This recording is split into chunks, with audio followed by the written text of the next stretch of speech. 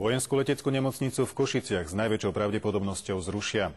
Tá je však jedinou na Slovensku, ktorá je oprávnená odborne skúšať pilotov a letecký personál. Nemocnica je majetkom ministerstva vnútra a práve to presunulo všetky akcie na ministerstvo zdravotníctva.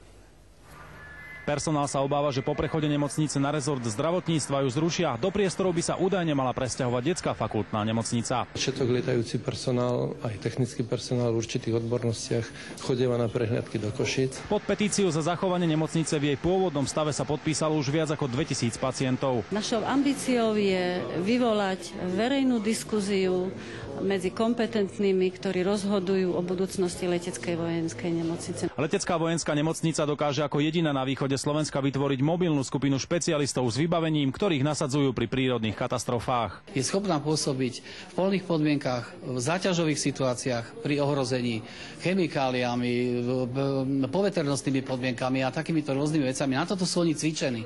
A toto bežná civilná nemocnica nezabezpečí určite. Ministerstvo obrany tvrdí, že nemocnicu nezruší. Prevádzame akcie z ministerstva obrany na ministerstvo zdravotníctva, nemocnice ako celok, ale činnosť tohto leteckého inštitútu zostáva naďalej zachovaná, lebo ministerstvo obrany ich jednoducho potrebuje. Činnosť vojenskej leteckej nemocnice v Košiciach by sa mala ukončiť 31. decembra. Čo bude s pacientmi, ktorí ju navštevujú, však dnes nevie potvrdiť nikto. Peter Majer a Zdeno Zubák, Slovenská televízia.